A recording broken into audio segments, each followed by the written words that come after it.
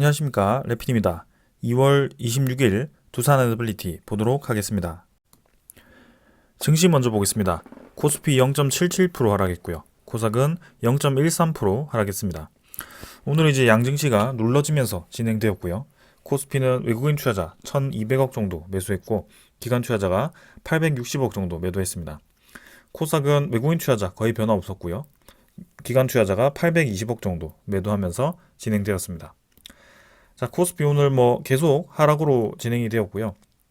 확실히 2700선을 좀 한 번에 뚫지 않고 좀 조정을 주고 있습니다. 그래서 금요일에도 좀 하락을 했었고 오늘도 하락을 추가로 하면서 아래 꼬리로 조금 더 이제 저점을 낮추는 모습이었고요. 여기서 이제 다시 떨어진다고 했을 때 이 지지 라인이 어떻게 형성이 되는지를 좀 봐야 될 것 같습니다. 그래서 코스피가 오늘 좀 떨어지는 모습을 볼 수가 있었습니다. 해외 증시 같은 경우는 니케이는 0.3% 정도 상승했고요. 다우 나스닥은 무합 수준이었고 상해 종합이 이제 1% 가까이 하락을 하는 모습이었습니다. 요즘은 이제 상해 종합과 우리나라 증시가 좀 비슷한 방향으로 움직인다라는 걸 좀 볼 수가 있는데요. 확실히 지금 코스피도 고점을 갱신하는 그 위치에서 조금 이제 시간 조절을 하는 듯한 모습입니다. 자, 그래서 내일, 그리고 이번 주에 이제 금요일은 또 휴장이고요. 목요일에 MSCI 리밸런싱 관련해서 그런 이제 관련된 수급이 좀 오갈 것 같습니다. 그래서 그때 좀 이제 코스피가 어떤 움직임을 볼지 그런 것들을 살펴보겠습니다. 이번 주 첫날은 그게 좋지 않게 시작을 하고 있습니다. 수급은 기관 투자자 850억 매도했고요. 기관 투자자는 크게 매수를 최근에는 진행시키지 않고 있습니다. 그래서 금융 투자 위주로의 매수가 집중되었고 그 뒤에는 사실 크게 많은 매수가 없었습니다. 그래서 오늘도 사실 금융 투자는 매수를 했는데요. 나머지 투자자들은 크게 매수 없었습니다. 외국인 투자자는 확실히 계속 매수를 진행해주고 있습니다. 오늘도 코스피에서 1,000억 정도 매수를 해주었고요. 평소보다는 좀 수량이 줄긴 했지만 확실히 좀 힘을 주면서 꾸준히 장기적으로 코스피를 매수를 해주고 있습니다. 그래서 이것도 이제 MSCI 끝나고 이제 3월달 장으로 들어갔을 때 외국인 투자자에 대한 포지션이 바뀔 것인가 그런 것들을 살펴보겠습니다. 코스닥은 867포인트고요. 고점이 낮아진 상태에서 조금 이제 꺾이는 모습이죠. 그래서 점점 이제 고점을 낮춰가는 그런 추세가 아직까지도 지속이 되고 있기 때문에 코스닥도 확실하게 지금은 상승이라고 말씀을 드릴 수 없을 것 같습니다. 그래서 기술주 위주로의 그런 종목이 올라가기 위해서는 유동성이 공급이 되면서 성장성이 부각이 되어야 되는데요. 지금은 그런 상황보다는 좀 이제 저평가되어 있는 그런 우량주 위주로의 재평가가 되면서 코스피 위주로 좀 외국인 투자자라든지 기관 투자자가 유입이 되고 있습니다. 그래서 코스닥의 특정 종목 위주로의 상승 말고는 사실 전반적으로는 좀 계속 조정을 받고 있습니다. 기관 투자자도 810억 정도 매도를 했고요. 기관 투자자는 계속 지금 코스닥에서 빠져나가고 있습니다. 외국인 투자자는 28억 정도 매도했는데 크게 최근에 매수 없었기 때문에 넘어가겠습니다. 다음 환율 시장이고요. 환율은 1원 정도 하락해서 1331원으로 진행이 되었습니다. 그래서 일단 우리나라 증시가 떨어짐에도 불구하고 환율이 그렇게까지 올라가지 않고 있습니다. 그래서 평소와는 좀 다른 움직임이 나오고 있고요. 보통 이제 우리나라 증시가 떨어질 때 환율이 이렇게 올라가게 되는데 지금 이제 환율이 크게 올라가지 않은 채로 증시가 조금 이제 꺾이는 모습이었는데요. 이 고점 부근에서 전 고점을 지금 넘지 못한 상황에서 이 단기 고점이라고 할까요? 요 수준에서 크게 지금 벗어나지 않고 있습니다. 그래서 짧게 지금 밴드를 형성하면서 옆으로 이제 계속 횡보를 하고 있고요. 여기서 이제 121선 라인이 눌러지면서 이제 환율이 좀 아래쪽으로 떨어지는 방향으로 갈지 그런 것들을 한번 살펴보겠습니다. 그래서 곧 나올 수 있는 그런 이제 2월 달에 CPI 지표라든지 그 다음에 FOMC에 대한 대응, 그 다음에 그런 금리에 대한 방향 이런 것들이 상당히 이제 앞으로에 대한 시장에 영향을 많이 줄 겁니다. 그러나 올 초에는 좀 생각보다 물가 지표가 높았고 거기에 대해서 지수들이 좀 이제 실망감으로 그동안 올라왔던 부분이 좀 이제 조정을 받으면서 상승에 대한 속도 조절을 했었는데요. 만약에 이제 물가 지표가 예상처럼 떨어지기 시작하고 경기에 대한 침체 신호가 본격적으로 나오기 시작했을 때는 금리 인하가 시작될 수밖에 없습니다. 그래서 역설적으로 우리나라 이제 포함해서 세계에 대한 경기가 침체될 수 있다라는 소식이 나옴과 동시에 금리가 인하되기 시작되기 때문에 시장은 오히려 또 기대감으로 상승을 할 수 있는 그런 좀 역설적인 상황이 나오게 될 수도 있습니다. 그래서 우리는 지금 상황에서 코스피가 좀 낮아져 있는 이 타이밍이 사실 이제 미리 매수를 할 수 있는 좋은 기회다라고 저는 생각을 하고 있고요. 최근에 좀 힘을 받았던 우량주들은 좀 새로 들어가기 어렵겠지만 그동안 이제 저평가가 오래 지속되어 있던 그런 종목들은 충분히 노려볼 수 있습니다. 그래서 이런 시장에 대한 전체적인 이해를 먼저 하고 계속 접근을 하시면 충분히 이 시장이 어떤 식으로 흘러가는지를 좀 이해할 수 있을 것 같습니다. 그다음에 이제 미국 선물 지표와 그다음에 유럽 선물 지표인데요. 뭐 오늘은 좀 조정을 받고 있습니다. 전반적으로 하락 중이고요. 뭐 크게 지금 매일매일에 대한 추세보다는 전반적인 이제 그런 금리에 대한 향방성이 중요한 이벤트이기 때문에 거기에 초점을 두고 지켜보시면 되겠습니다. 그래서 이 선물 지표도 뭐 제가 매일 체크를 하긴 하지만 크게 이제 올라가거나 크게 내려가는 이상이 없는 한 지금 상황에서는 별로 의미는 없습니다. 그 다음에 이제 원자재 가격도 최근에 이제 계속 비슷한 가격대 유지하고 있고요. 천연가스 가격도 5% 이상 지금 올라가고 있지만 1.7달러 수준이기 때문에 뭐 빠르게 넘어가겠습니다. 자, 그 다음에 이제 채권 금리입니다. 채권 금리가 이제 좀 중요한데요. 4.3% 넘어가면서 우리 쪽에 좀 부담스러운 위치로 갔었죠. 그래서 고점을 갱신하면서 좀 위로 올라가는 모습이었는데 다시 한번 이제 저항을 맞고 4.24%로 국채 금리가 좀 안정된 방향으로 떨어졌습니다. 요거 이제 좀 다행이라고 생각을 하고 있고요. 국채 금리가 안정화되어서 3%대 중반까지 좀 빨리 떨어졌으면 하는 바람입니다. 그래서 이 국채에 대한 이 수익률, 그죠? 금리 자체가 높으면 높을수록 우리나라 증시는 메리트가 떨어질 수밖에 없습니다. 미국 채권을 살래, 우리나라 주식 살래, 이렇게 했을 때는 당연히 이제 안정적인 미국 채권에다가 큰 돈이 유입이 될 수밖에 없고요. 지금 상황에서는 이렇게 국채 금리가 떨어진다고 한다면 결국에는 채권 가격이 올라간다는 뜻이고요. 채권 가격이 반등을 할 때 차익 실현을 하면서 저평가되어 있는 우리나라 증시로 돌아올 수 있는 좋은 그런 시장에 대한 발판이 마련된다라고 보시면 되겠습니다. 제가 이제 이 국채 금리가 좀 떨어져야 된다라고 말씀드리는 게 그런 이유 때문이고요. 적어도 이제 3% 중반대라고 한다면 작년 한 초 정도, 4월 정도까지 좀 이 퍼센트가 떨어져야 될 것 같습니다. 이 정도로 이제 시장에 대한 전반적인 분위기 살펴보았고요. 오늘은 뭐 특별하게 더 말씀드릴 건 없기 때문에 이 정도로 넘어가겠습니다. 자, 종목으로 넘어가겠습니다. 두산 에너빌리티 보겠습니다. 오늘 뭐 220원 하락했고요. 1.3% 정도 하락했습니다. 16,130원으로 진행이 되었습니다. 장 초반에 이제 올라갔다가 내려갔다가 하다가 마지막에 이제 좀 눌러지면서 진행이 되었고요. 사실상 뭐 크게 두산 에너빌리티 움직임이 없다가 마지막에 조금 떨어졌다라고 보시면 되겠습니다. 그래서 코스피의 이 움직임과 좀 별개로 오늘 마지막에 좀 하락을 하거나 뭐 중간에 이렇게 흔들리는 모습이었는데요. 특별하게 뭐 이유가 있어서 이렇게 떨어졌거나 뭐 올라갔거나 한 이유는 없어 보입니다.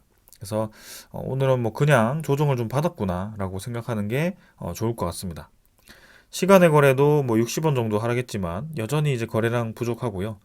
제가 이제 계속 강조드리고 있는 그 거래량이 오늘도 별로 나오지 않았습니다. 220만 주로 진행이 되었고요. 그래서 620만 주까지 거래량 증가하면서 좀 더 이어서 이제 거래가 좀 터져주면서 올라가는 모습이 나와야 되는데 오늘은 거래를 죽이면서 오히려 조금 조정을 주었습니다. 그렇다고 지금 완벽하게 지금 상승할 수 있는 기회가 없어진 게 아닙니다. 여전히 거래량이 유효하고요. 여기서 이제 거래량이 점진적으로 줄어들다가 다시 이제 피크를 치는 그 지점이 중요합니다. 그래서 이제 620만 주를 찍고 이틀 내렸기 때문에 그 다음 날 이렇게 이제 좀 올라갈 수 있는 그런 움직임이 나온다면 충분히 다시 상승을 계속 이어갈 수 있습니다. 그래서 오늘 뭐 사실 하락이라고 말하기도 좀 애매한 그런 수준의 하락이었고요. 이 장기 이평선 찌르고 다시 내려오긴 했지만 일단 정배열이 되고 있습니다. 이평선들은. 그래서 모여있는 요 지점에서 삼지창으로 이제 벌어지는 그런 형세고요. 장기 이평선이 하나씩 이제 위로 들기 시작합니다.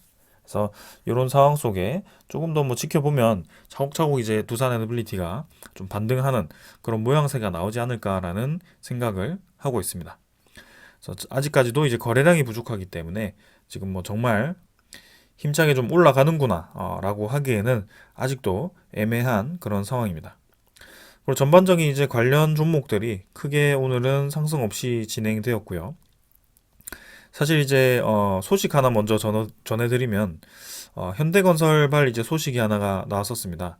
그래서 불가리아에 대한 그런 대형 원전 수주 소식이라고 할까요? 네, 그런 소식이 나왔는데요. 예, 그래서 보시면 현대건설이 이제 불가리아 원전 수주를 했다라고 나왔고 15년 만에 수출 재개를 했다. 그래서 코줄로두이 신규 원전 우선 협상자 대상자로 선정이 되었습니다. 사실 이 소식은 제가 저번 주에 설명을 드린 소식이었고요. 이미 이제 조금 이제 이 관련 확률이 굉장히 높았던 것 같습니다. 그래서 거의 확정적인 소식이 저번 주에 나왔었고, 이번 주말에 또 이제 추가적인 소식이 나오면서 이 각 언론들이 또 이제 기사를 도배했습니다. 자, 그러나 관련된 소식이 나왔음에도 불구하고 관련 원자력 발전 이 테마가 크게 움직임이 없었고요. 당사자인 현대건설 또한 오늘은 크게 상승은 없었습니다. 일단 불가리아 원전은 총 사업비가 18.7조고요.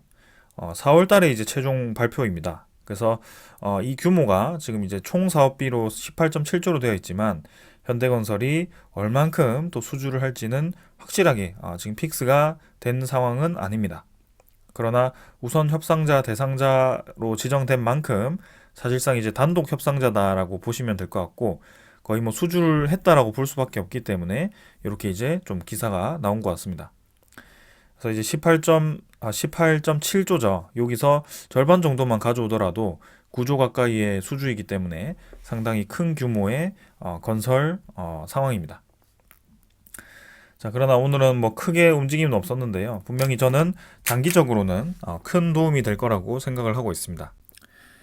예, 말 나온 김에 바로 말씀을 드리면 첫 번째는 이제 우리나라가 그동안 원자력 발전 관련 수주가 크게 없었습니다.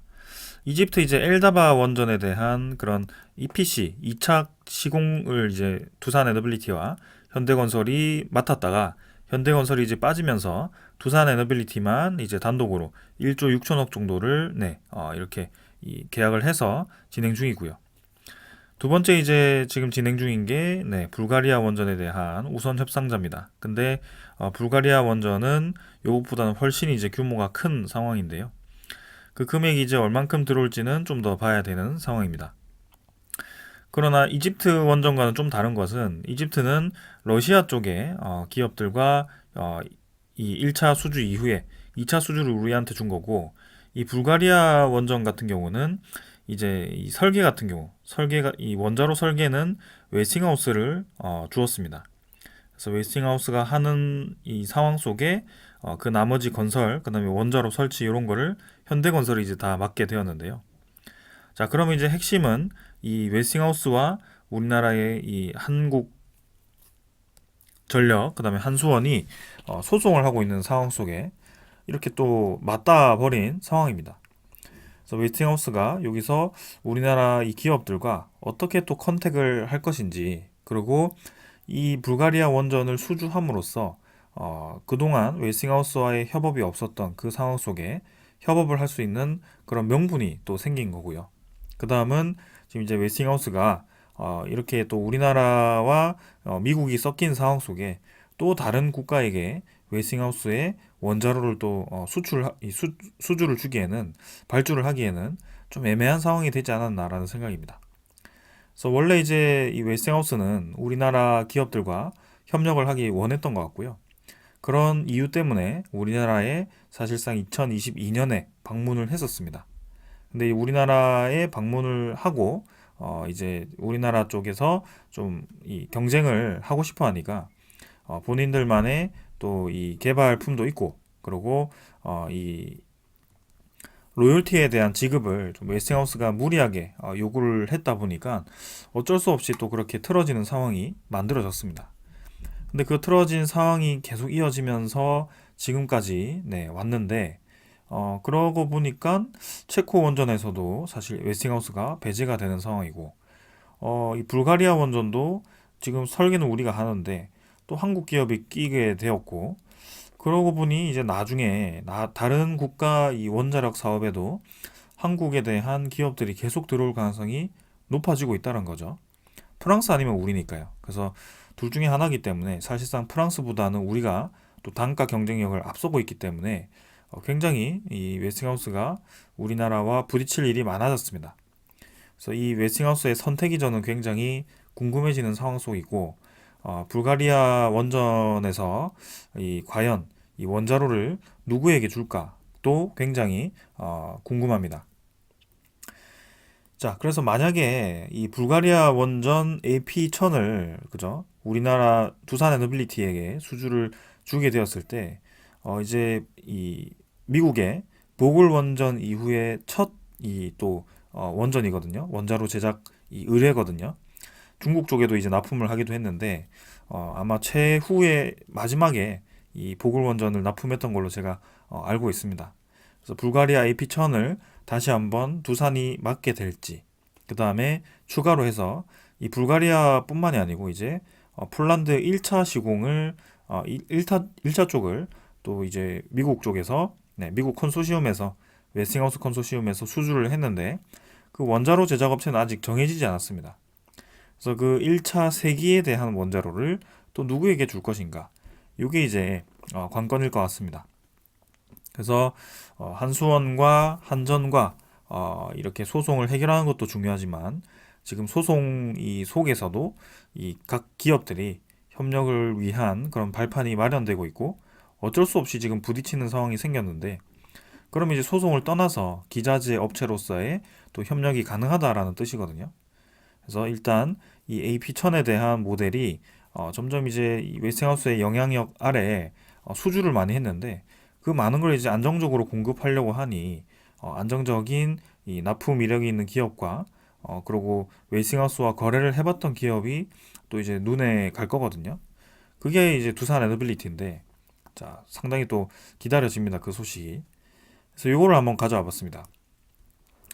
자, 두산 에너빌리티가 두산 중공업 시절에 거의 마지막이었던 것 같아요. 이 미국 웨스팅하우스사와 2천억 원 계약을 체결했다라고 여기 나와 있는데요. 2008년 쪽 기사, 그리고 2014년에 수정을 했습니다. 그래서 두산중공업은 미국 웨스팅하우스사가 발주한 증기, 발생기 등 핵심 주기기 공급 계약을 2천억 원에 체결했다라고 이 2008년에 공시를 했습니다. 그래서 내용을 살펴보니까 제3세대 신형 원자력 발전소 모델인 1100메가와트급 AP1000TM이 적용이 되고 두산중공업이 주기기를 제작해서 2014년까지 공급할 예정이다라고 되어 있습니다. 그래서 이번 수주를 통해서 5월 조지아주, 6월 사우스캐롤라이나주, 그 다음에 또 이번에 수주를 해가지고 총 3개의 신형 원자력 발전소 프로젝트 주기기를 모두 수주를 하게 되었는데요. 이때 금액이 총 7천억 원이라고 되어 있습니다. 그래서 주기기가 지금 7천억 원의 웨스팅하우스사와 AP1000 3개 정도에 들어가는 모듈을 납품을 했습니다.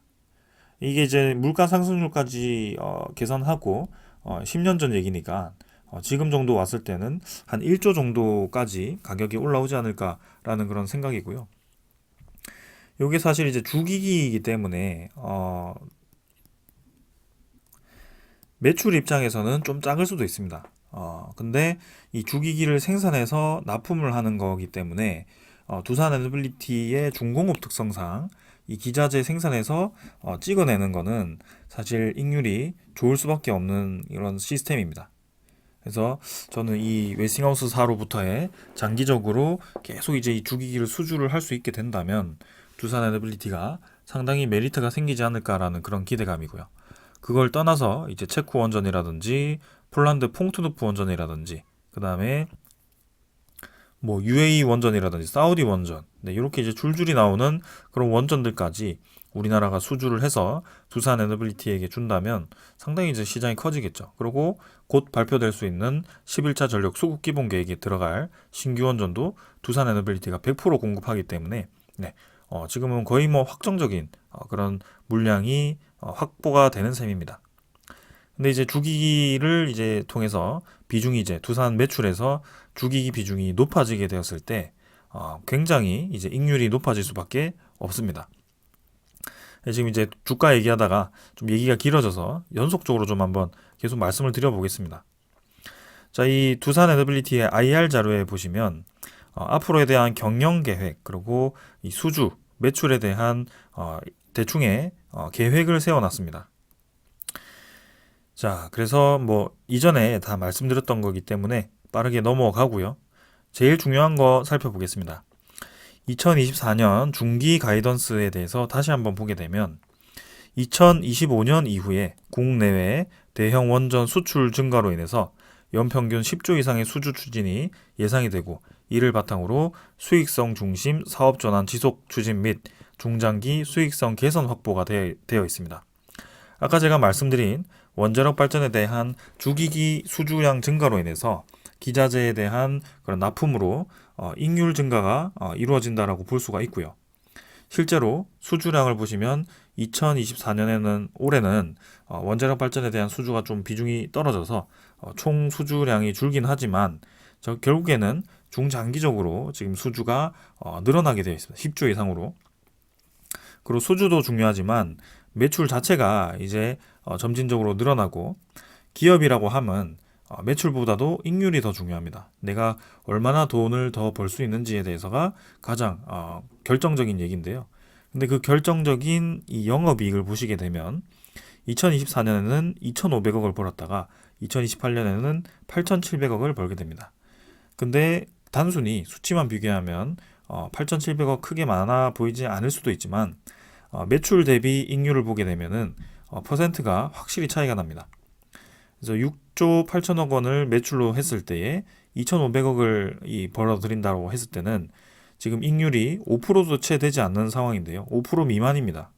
근데 지금 9.3조에서 8,700억이라고 한다면 거의 뭐 9%에서 10% 사이, 요 수준까지 익률이 2배 증가하게 됩니다.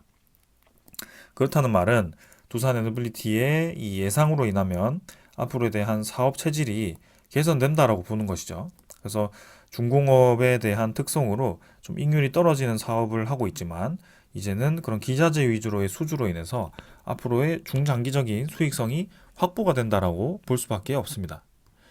그래서 지금 당장 우리가 이 주가를 보게 되면 크게 뭐 변화도 없고 계속 이제 같은 자리를 횡보하고, 현대건설이 뭐 큰 수주를 했는데 움직이지도 않고 뭐 그렇게 볼 수도 있겠지만 지금은 중장기적으로 바라보았을 때는 분명히 지금 익률이 개선되고 있는 게 사실입니다. 그래서 장기적으로 보았을 때는 거래량이 올라가면서 올라가는 포인트가 지금 나와야 되는데 아직까지 이제 그런 움직임이 없어서 제가 그 위주로 지금 기술적인 분석을 드리는 거고요.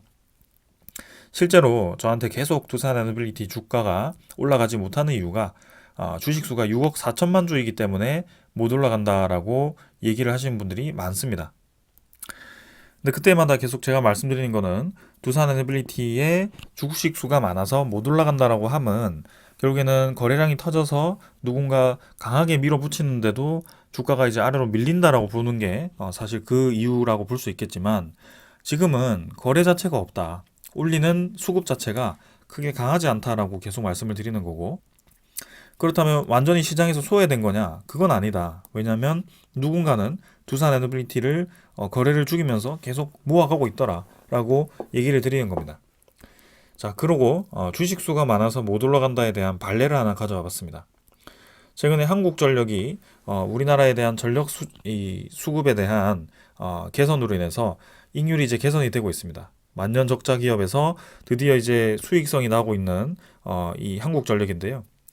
자, 이를 예로 들면 주식수가 똑같습니다. 두산 에너빌리티와 마찬가지로 6억 4천만 주인 한국전력입니다. 사실 단기적으로 보면 10월달, 11월달 이때 최저점 16,000원에서부터 지금 24,000원까지 올라왔습니다. 그리고 최근에 근 이제 2주 동안 계속 이제 주가가 올랐고요. 18,000원에서 24,000원까지 올라가게 됩니다. 주식수가 얼마가 되었든 간에 결국에는 올라갈 주식들은 이렇게 올라가게 되어 있습니다. 출발을 언제 하느냐가 문제고요. 한국전력 지금 거래량 1100만 주면 사실 크게 없습니다. 그럼에도 불구하고 적은 거래량으로도 이렇게 단숨에 한 이 40% 정도의 상승률을 보이고 있습니다. 두산 에너빌리티도 마찬가지입니다. 결국에는 주가를 올리는 수급이 강하게 이제 밀어붙여야 되는데요. 사실 이제 기관 투자자가 좀 그런 역할을 많이 하곤 합니다.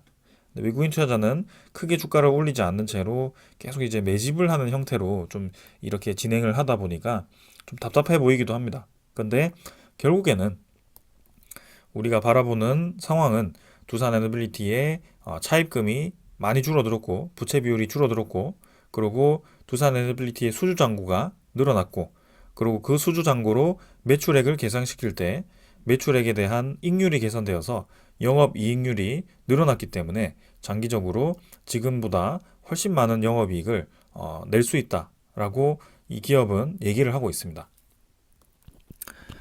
그리고 두산 에너빌리티가 포함된 이 에너지 시장이 우리가 여러분들 2024년에서 와서 생각해보면 뭐 에너지가 어떻다 저떻다 이제 계속 얘기가 나오고 앞으로의 뭐 탈탄소에 대한 문제 그 다음에 뭐 신규 에너지 공백을 어떻게 메울 것인지 전력 수급이 이제 굉장히 부족해진다 이런 얘기가 계속 나오고 있습니다. 근데 한 10년 전만 하더라도 이렇게까지 이렇게 에너지 시장이 부각을 받았지 못했거든요. 부각을 못 받았습니다. 근데 지금 확실히 시장 자체가 에너지 쪽으로 많이 이제 관심을 주고 있고 거기에 대한 에너지 이 플랜트 기업들, 기자재 기업들이 수혜를 볼 수밖에 없는 그런 상황입니다. 그래서 두산 에너빌리티도 분명히 관심을 받을 수밖에 없다라고 저는 생각을 합니다. 그리고 두산 에너빌리티가 이제 기자재 위주로의 사업을 하면서 수익성이 개선된다라고 제가 말씀을 드렸는데요. 실제로 이 전력 관련된 기자재를 납품하는 기업이 또 하나가 있습니다. 효성중공업이고요. 효성중공업은 그런 익률이 굉장히 좋습니다. 그래서 그런 익률을 바탕으로 해서 주가가 상당히 많이 올라간 그런 상황이고 고점 부근에서 이제 횡보를 하면서 꾸준히 이렇게 형성을 하고 있습니다. 아무튼 지금 두산 에너빌리티는 아직 큰 상승을 하지 못한 상황이고 익률이 이제 개선되고 그런 사업성이 좋아진다면 분명히 올라갈 수밖에 없다라고 생각을 하고 있습니다. 그래서 계속 한번 보겠습니다. 아까 기술적인 부분 계속 설명드리겠습니다. 기관 투자자는 2만 1000주 매도했고요. 외국인 투자자 18만 주 매도했습니다. 오늘은 뭐 크게 매수 없이 둘 다 매도로 진행되었고요. 금융 투자 4만 9천 주 매도, 연기금 투자자 17,000주 매도했고요.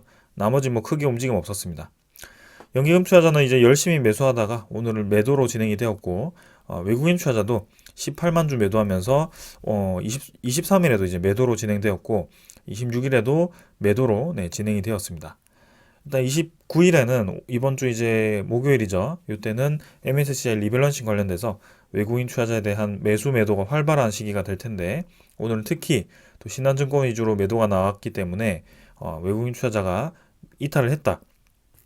그래서 이번 주 수요일까지 외국인 투자자가 어떤 움직임을 보이는지 또 그런 것들 한번 살펴보면서 천천히 지켜보겠습니다.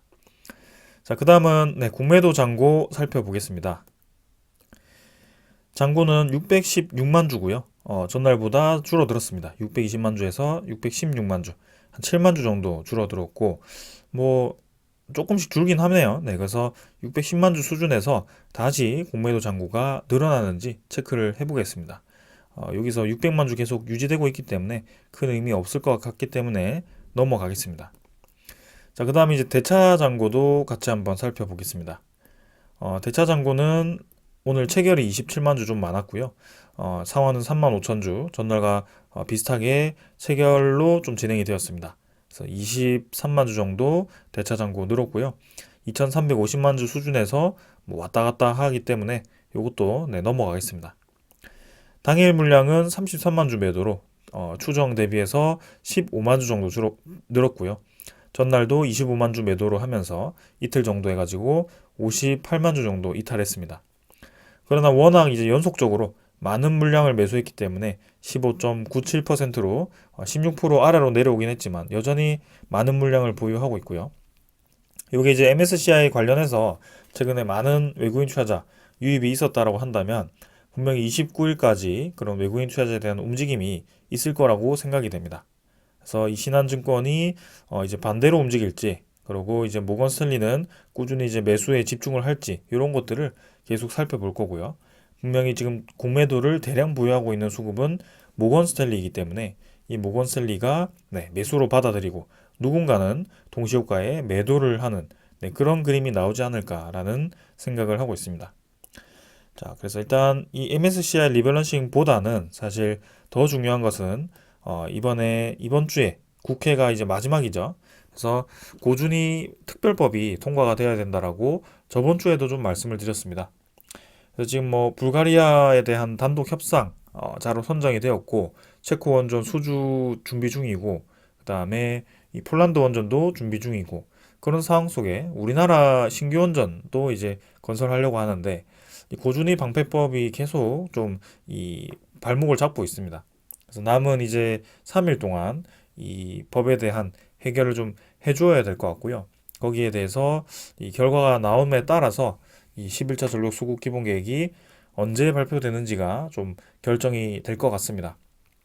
그래서 빠르면 이제 3월 초, 느리면 4월 총선 이후가 될 것 같습니다. 그게 확정 소식이 아니라 아마 초안 소식이 그렇게 나올 것 같고요. 초안 소식 이후에 확정하는 데까지도 좀 이제 2달 정도의 시간이 걸릴 것 같긴 하지만 뭐 천천히 한번 기다려 보겠습니다. 자, 그래서 상반기에 이벤트가 굉장히 많기 때문에 지금 뭐 오늘 이 정도 이 조정은 뭐 별로 의미가 없습니다. 그래서 남은 한 4개월 정도를 좀 빨리 좀 시간을 보냈으면 좋겠네요. 자, 그 다음 이제 나머지 소식들 전해드리겠습니다. 자, 한수원이 이제 스웨덴에서도 세일즈를 준비하고 있습니다. 그래서 SMR에 이어서 대형 원전도 우리가 자신 있다. 그래서 하려면 니네 계획대로 건설을 하려면 내년에 계약을 체결해야 된다라고 어필을 했고요.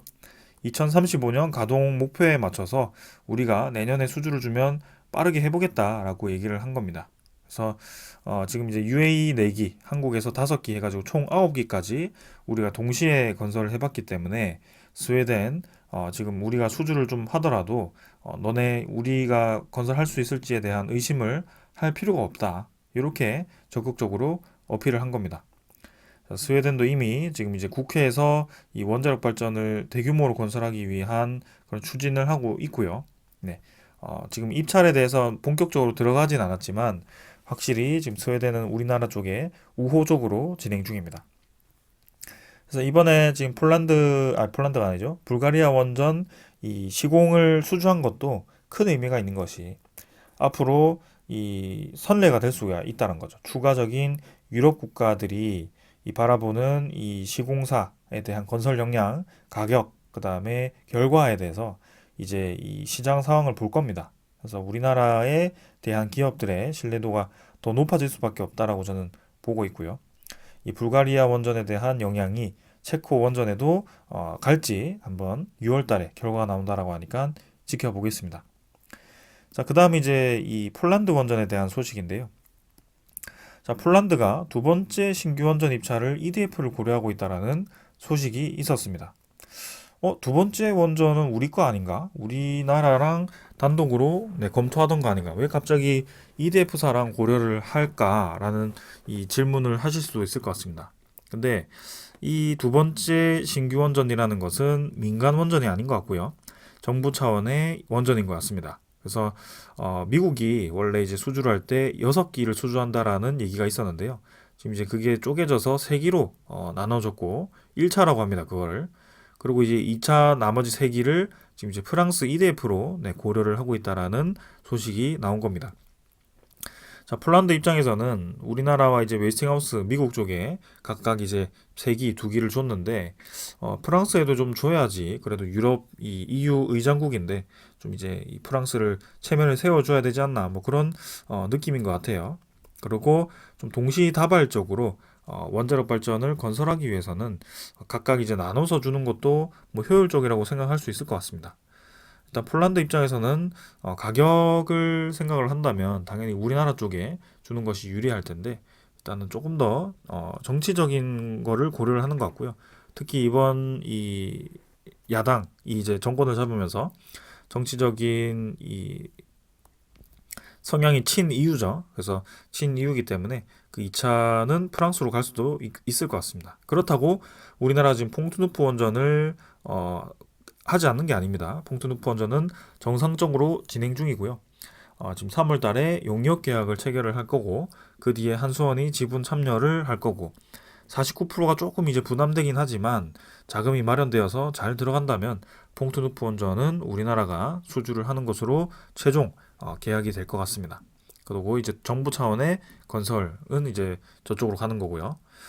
자, 그리고 이제 1차 측, 폴란드 1차 측의 웨스팅하우스에 대한 수주권이 과연 이제 원자로를 누가 만들 것인가? 아까 말씀드린 그게 핵심 포인트가 될 것 같습니다. 자, 그 다음 이제 두산 에너빌리티가 3D 프린팅 사업도 추진 중이었죠. 근데 이번에 이 발전, 우주 등 이제 거기에 이어서 조선 쪽으로도 확장을 한다라고 합니다. 그래서 싱가포르의 펠라구스 3D사와 기술 교류 사업 협력을 하는 MOU 체결을 했는데요.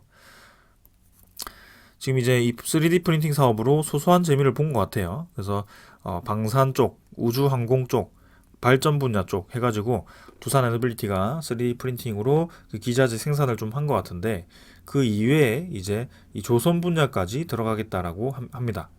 그 부품 시장이 지금 3천억 원이고요. 이제 2028년에는 6천억 원으로 2배 가까이 성장을 한다라고 합니다. 그래서 적은 시장이 아니고요.